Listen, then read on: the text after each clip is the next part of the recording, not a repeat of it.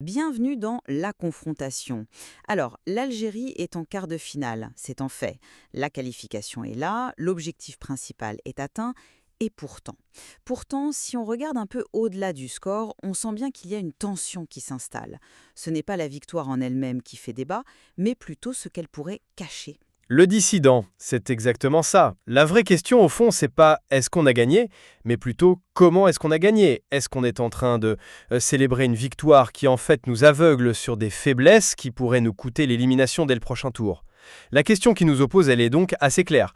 Dans un match à élimination directe, est-ce que seule la qualification compte? Peu importe la manière. Moi, je pense que oui. La victoire, à ce stade, c'est la seule vérité qui vaille. C'est un succès, point. Et là-dessus, je suis radicalement opposé. Pour moi, cette victoire, c'est un avertissement, rien de plus. L'euphorie, c'est un piège. Et une analyse froide, lucide de la performance est vitale. Se contenter du résultat, c'est juste refuser de voir le danger qui se profile. Alors, allons-y. Mon argument, il est avant tout pragmatique, c'est la loi du sport de haut niveau. En phase finale, tu joues pas pour l'art, tu joues pour passer. L'objectif, c'était l'écart, on y est. Le contrat est rempli. D'ailleurs, je trouve même qu'il y a une force immense à gagner sans être brillant. Ça prouve que l'équipe a du caractère, des ressources mentales, tu vois. C'est souvent la marque des équipes qui vont loin. Elles savent gagner même quand elles sont dans un mauvais jour. Elles savent souffrir, plier, sans rompre et faire preuve d'un réalisme froid pour l'emporter. Ce n'est pas une faiblesse, ça. C'est une compétence cruciale dans un tournoi.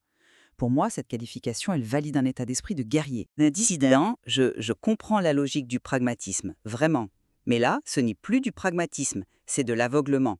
Tu parles de gagner sans être brillant, mais ce que j'ai vu, moi, c'est une équipe qui a frôlé la catastrophe pendant 90 minutes. Un résultat positif, ça signifie rien du tout s'il repose sur des fondations aussi fragiles. Se focaliser uniquement sur le score, c'est une vision à très très court terme.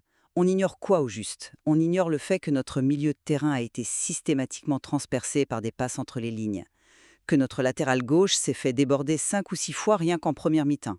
On ignore qu'on a concédé 17 tirs contre une équipe supposément plus faible. Ce ne sont pas des détails, ça. Ce sont des signaux d'alarme qui clignotent en rouge. Les prochains adversaires, eux, ils nous rateront pas. L'inquiétude que j'ai, ce n'est pas du pessimisme. C'est juste de la lucidité. Se préparer pour la suite, c'est analyser ce qui n'a pas marché malgré la victoire. Hmm. Tu vois des signaux d'alarme? Je vois une équipe qui a su résister à la tempête. Tu parles de 17 tirs subis. Je te réponds que notre gardien et notre défense centrale ont été héroïques. C'est aussi ça une équipe. On ne peut pas dominer chaque match de la tête et des épaules. L'histoire du foot est remplie de champions qui ont eu des qualifications compliquées. Regarde la France en 2018 contre l'Argentine. C'était le chaos. Ou l'Italie qui se qualifie souvent au tir au but. On ne se souvient pas de la manière, on se souvient de l'étoile sur le maillot. La dynamique d'une compétition, c'est avant tout psychologique. Le fait d'avoir traversé cet enfer et d'en être sorti vainqueur, ça crée une confiance et une cohésion incroyables. C'est peut-être exactement ce dont cette équipe avait besoin pour se souder. Le dissident, mais attends.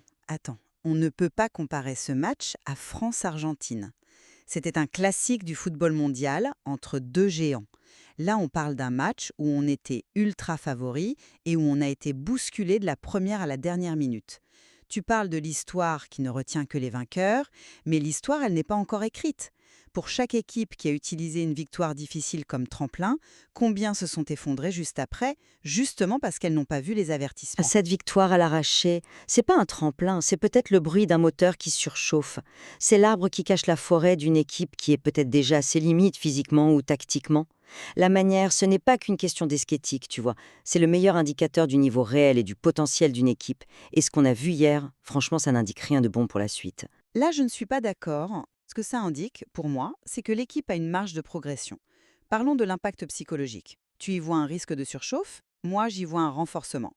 Passer par un match aussi difficile et sans sortir, ça forge un mental d'acier. Une victoire facile 4-0, bon, ça ne t'apprend rien. Une victoire 1-0 où tu as souffert pendant 1 heure et demie, ça te prouve que tu es capable de tout surmonter.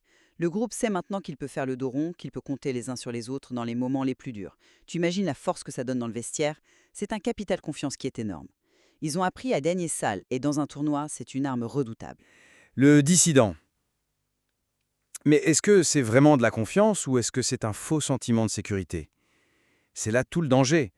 Le discours interne peut très vite devenir bon, on a été nul, mais on a gagné, donc notre mental est plus fort que tout. C'est un poison. On commence à croire que la seule grinta, la seule volonté, va suffire à chaque fois. Et qu'est-ce qui se passe? On néglige le travail tactique pour corriger les vrais problèmes. Pourquoi travailler la sortie de balle si on pense que la rage de vaincre compensera nos erreurs? C'est une forme de paresse intellectuelle qui peut s'installer. Et l'excès de confiance né d'une victoire chanceuse, c'est souvent ce qui précède la plus grosse claque. Tu parles de paresse, mais moi je parlerais plutôt de maturité. La maturité, c'est pas de paniquer au premier coup de vent, c'est de savoir que tout ne sera pas parfait et de s'adapter. Le staff est assez compétent pour faire la part des choses. Ils vont célébrer la qualification, remobiliser les troupes et ensuite, à froid, ils analyseront les erreurs. Mais ils le feront dans un climat de victoire, pas dans un climat de crise. Et ça change tout. Si tu fais match nul ou que tu perds ce match en jouant mal, le doute s'installe, la pression des médias devient énorme. Là, ils ont la tranquillité pour travailler. Cette victoire leur a acheté du temps et de la sérénité. Le dissident. De la sérénité. J'ai peur que ça leur ait acheté des illusions. Tu crois vraiment que le coach va pouvoir dire à ses joueurs « Bravo pour la qualif, mais en fait vous avez été catastrophique, on a eu une chance incroyable et si on rejoue comme ça, on en prend 4 au prochain match ». C'est très difficile de tenir ce discours après une victoire. Le risque, c'est de minimiser les problèmes. On se dit « Ah, c'était juste un jour sans », alors qu'on a peut-être vu les limites structurelles de l'équipe. Le mental, c'est fondamental, on est d'accord. Mais le mental ne peut pas compenser un milieu de terrain qui prend l'eau ou des attaquants qui ratent des occasions immanquables. Mais qui te dit que c'était le vrai niveau de l'équipe? Envisageons une autre possibilité pour les quarts de finale. Peut-être qu'il y a eu une part de gestion, pas forcément consciente, mais dans un tournoi aussi long, c'est juste impossible d'être à 100% à chaque match. L'équipe a peut-être joué avec le frein à main en se disant que le plus important, c'était d'assurer le minimum syndical pour passer, sans puiser dans toutes les réserves. Garder son pic de forme et ses meilleures combinaisons pour le vrai choc qui arrive en quart, c'est peut-être ça la stratégie d'une équipe expérimentée. Ils ont fait le job sans fioriture et ils monteront en puissance quand l'adversité l'exigera. Le dissident. De la gestion. Franchement, j'y crois pas une seconde. Ce que j'ai vu sur le terrain, c'était pas de la gestion, c'était de la survie. T'as vu l'état des joueurs à la 70e minute? Ils n'arrivaient plus à aligner 3 passes, ils couraient après le ballon, complètement désorganisés. Ce n'est pas l'image d'une équipe qui gère, c'est l'image d'une équipe qui subit et qui est au bord de la rupture. Penser qu'ils vont se métamorphoser soudainement en 3 jours parce que l'adversaire est plus fort, c'est un vœu pieux. Le haut niveau, ça ne marche pas comme ça. Un problème de distance entre les lignes, ça ne se règle pas avec un simple discours de motivation. C'est une interprétation.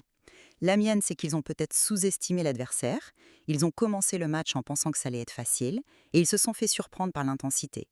Une fois dans la difficulté, ils ont dû changer de registre et passer en mode combat. C'est un problème d'approche mentale, c'est vrai, mais c'est un problème qui se corrige. Ça ne remet pas en cause la qualité intrinsèque de l'équipe. Au contraire, le fait d'avoir été surpris et d'avoir quand même gagné leur servira de leçon. Ils n'aborderont pas le quart de finale avec la même suffisance. Ce match était peut-être le rappel à l'ordre nécessaire, le dissident. C'est un pari risqué. Parce que la théorie la plus simple et souvent la plus juste, c'est que la performance que l'on a vue reflète le niveau actuel de l'équipe. Avec ses forces, oui, comme la solidité défensive dans l'axe, mais surtout avec ses faiblesses du moment. Et ces faiblesses sont criantes. Une transition défense-attaque beaucoup trop lente, un manque cruel de créativité dans les 30 derniers mètres et une certaine fébrilité sous pression. Attendre une transformation miraculeuse, c'est la stratégie de celui qui n'en a plus. La seule préparation sérieuse, c'est de se dire « voilà notre niveau aujourd'hui ». C'est insuffisant.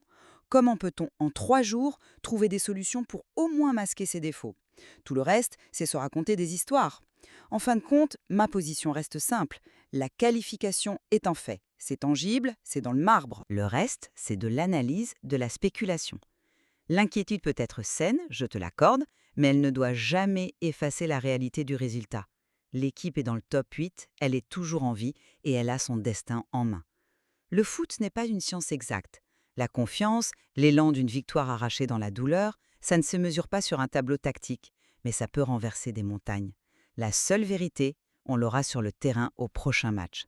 C'est là qu'on verra si cette équipe était simplement en train de monter en régime ou si elle était au bout de son chemin. Le dissident. Et je conclus en disant que la satisfaction de la victoire doit obligatoirement s'accompagner d'une autocritique féroce. Célébrer, c'est normal, mais le travail commence maintenant.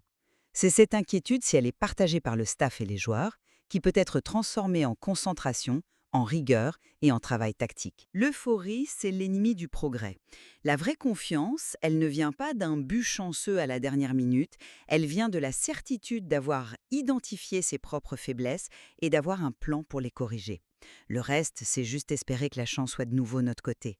Notre échange montre bien cette tension qui est au cœur même du sport de compétition et le pragmatisme du résultat d'un côté et l'exigence de l'analyse de la performance de l'autre. Le dissident. Exactement.